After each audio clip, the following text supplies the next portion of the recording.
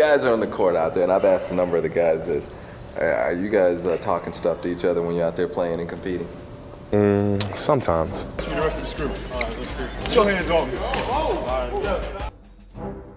And some of it, I think, is that he emulated some of the things that MJ did as well, because MJ was a terror in practice. Yeah, he's hard on he was hard on his teammates. Yeah. It was the first time, you look at somebody and you can't tell if he's looking at you. Like, he looking dead at me, but I'm like, I don't know if he sees me.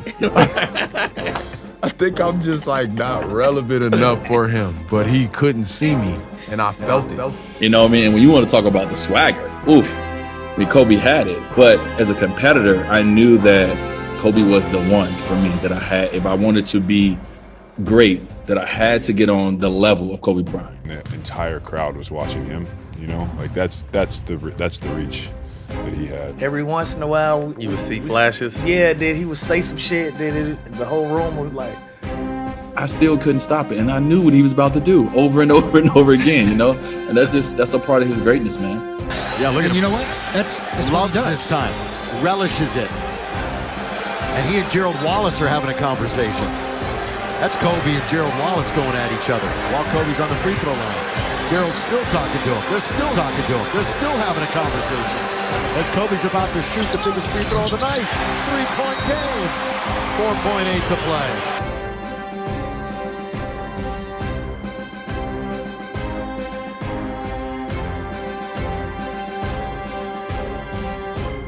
And that's not like, people think those stories are like not real. Like, those stories are real. Rumor has it, the story where Kobe was playing against the 76ers, and Andre Iguodala had done a great job on him, held him to like 7 for 20 shoot.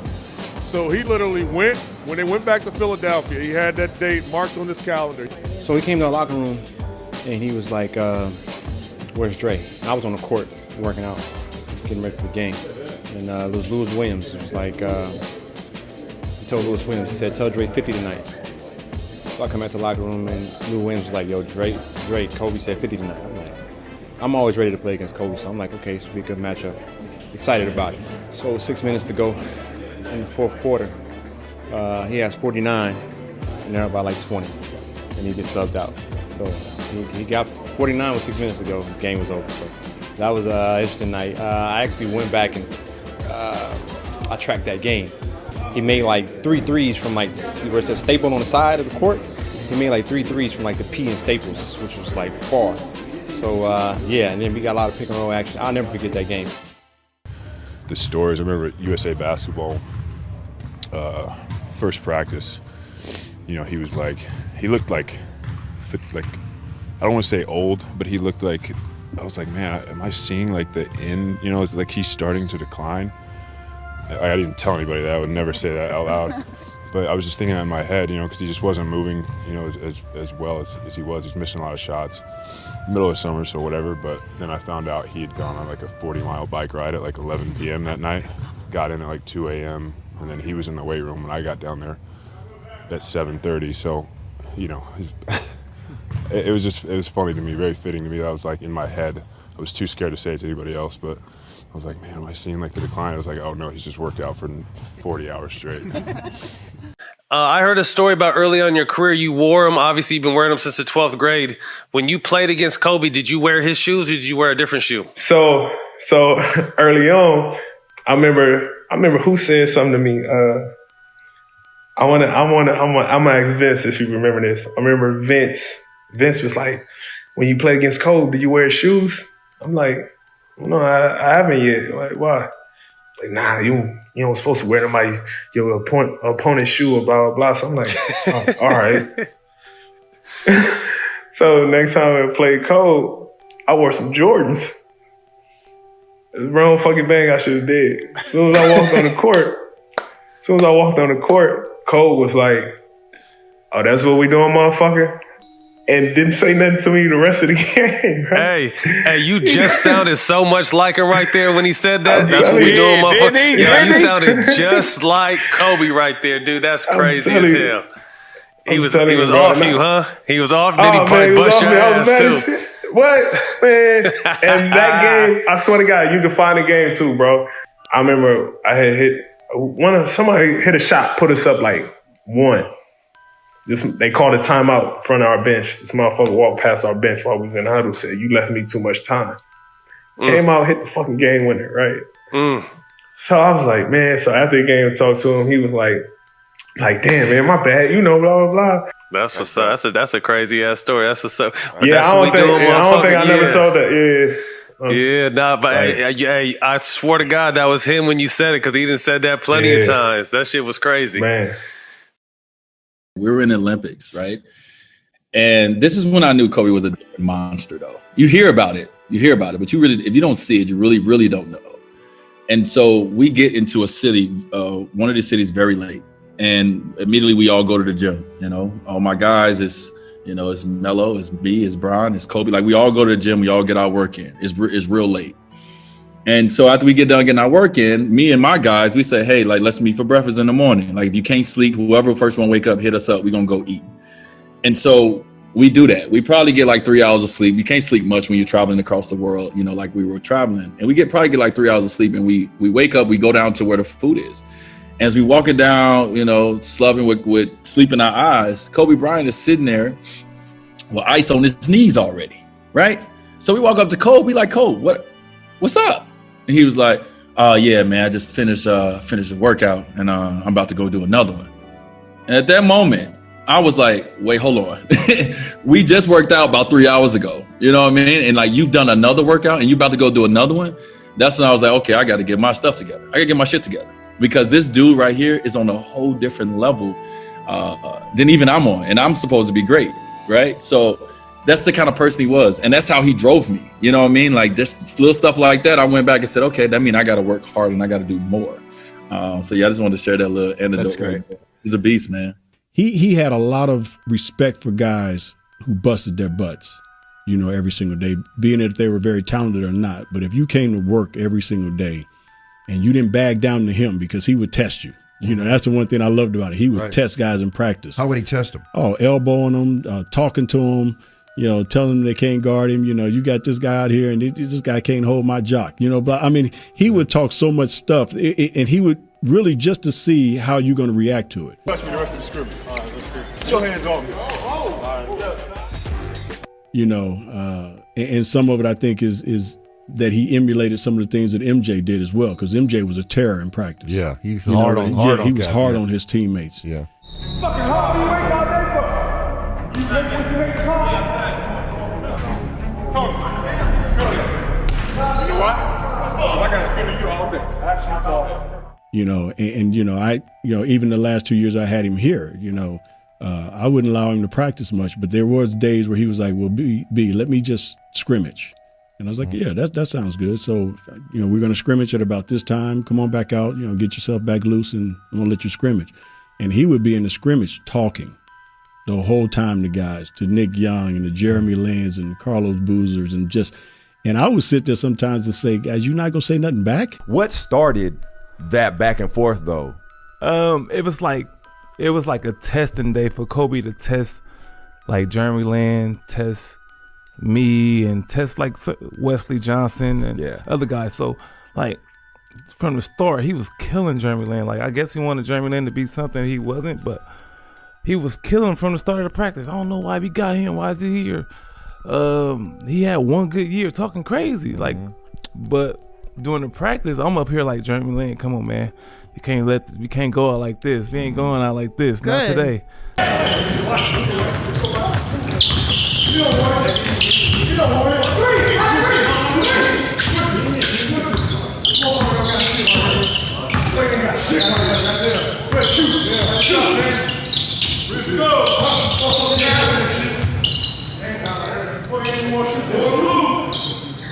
I'm getting mad like, Jeremy Lin, come on, man. Kobe, y'all soft like Sherman. Oh, I can't even get better practicing with y'all. And he would do it to just see which of these guys he could be in that foxhole with.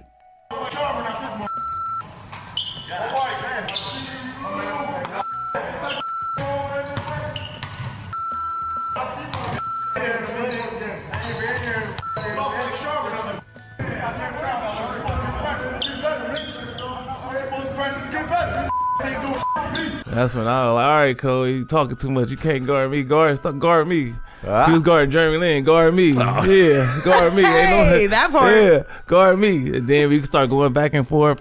I said nobody in the world could guard me because That's Gil was where it teaching comes me. from.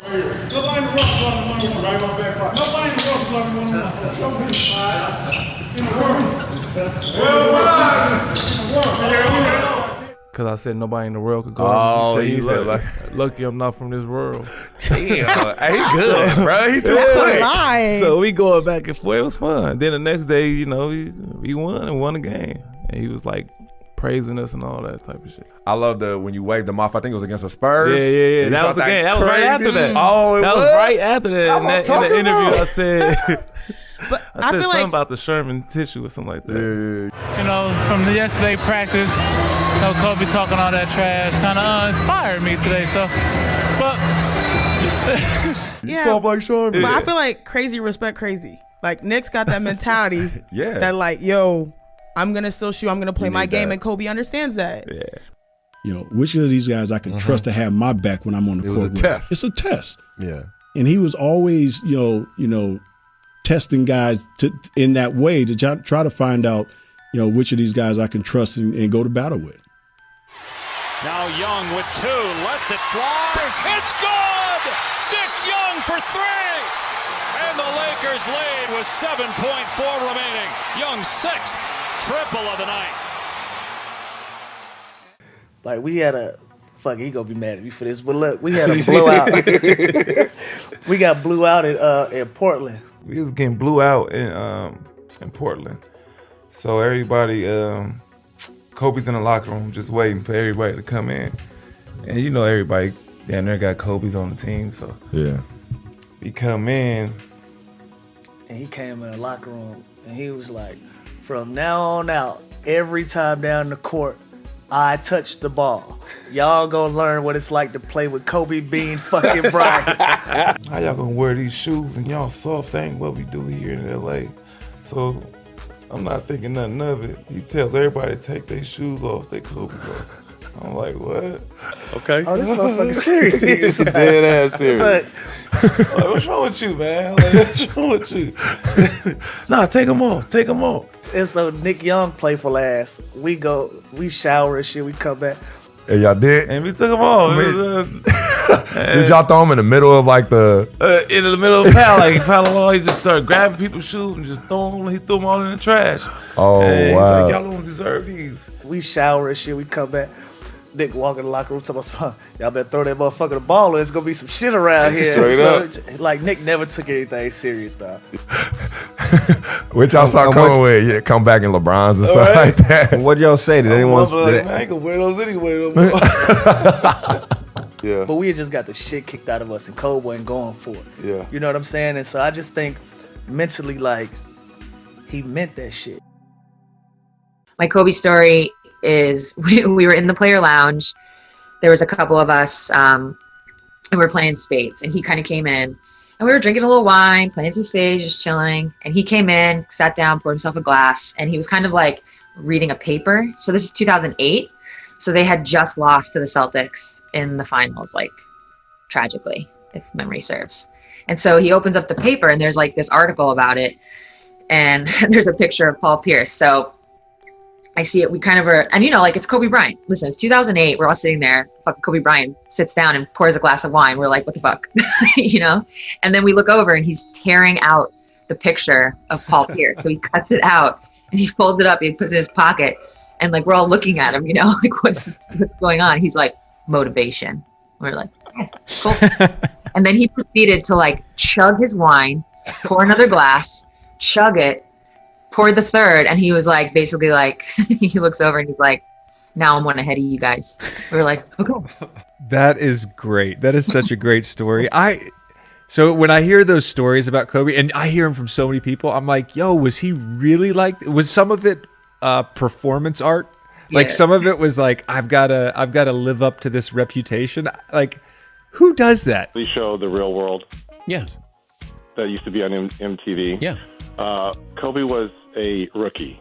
Arn was my agent as well, and I was the elder statesman of the firm. And Arn called me up and was like, do you mind talking to this young kid and show him what the NBA is all about and how to conduct yourself? I'm like, okay, yeah, sure, I'll talk to this kid. We were set to play a game of basketball versus the real world cast. It was shot in Hollywood, and all I remember is Gail continuing to say to me, look, when you guys get there, you're going to get there before the cast of Real World.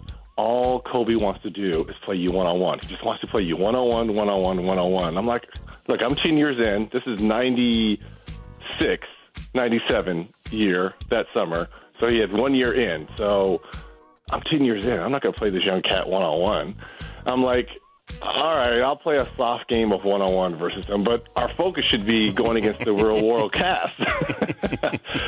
So we get there, and we're playing soft one-on-one, and, I'm doing my step-back jumper. I know you've alluded to this before.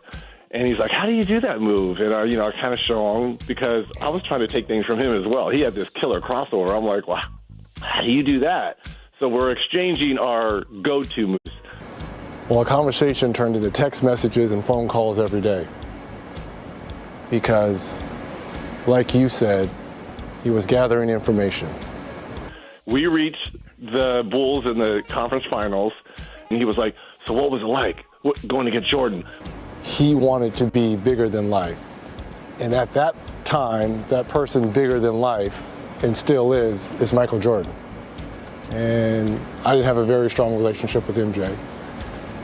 But Kobe wanted to know what was all the intricate talking and trash talking and moves that were going on between MJ and I. What did you do? Like, what were your game plans? What was this?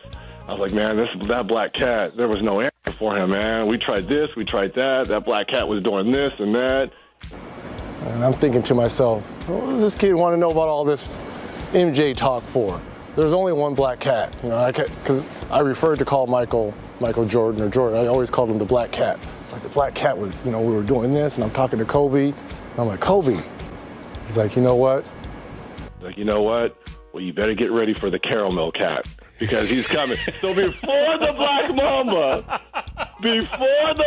Mamba, his nickname was the Caramel Cat. I'm thinking, this young 17-year-old, I'm talking about the greatest ever. He says, you're going to refer to me as the Caramel Cat. That's how much confidence he had back then. This is like 1 year into it. He's like, well, you better forget the black cat. You better get ready for the caramel cat because he's coming. And I thought about it. I'm like, fast forward 2 or 3 years later, it was 2-1. And then game 4 that you mentioned, you fouled out. I'm thinking, you already had 50 and 25. Great. That's a loose ball foul on Shaq. That'll be number 6. What a big play. 3 years later in the NBA Finals, that same move that I was showing him in my step back, he hit in game 3 after Shaq fouled out. Reggie Miller, the marquee matchup we talked about. Look at Reggie Miller squaring him up. These two guys played one-on-one all summer in L.A. Kobe takes it between his legs. He pulls it back, hits the jumper, and then sort of gives it, take your time. Everything's cool. As he's running down the court, pats me on the butt and says, you never should have showed me that step back. I'm going to kill this young kid. I'm going to kill this young kid. Brilliant.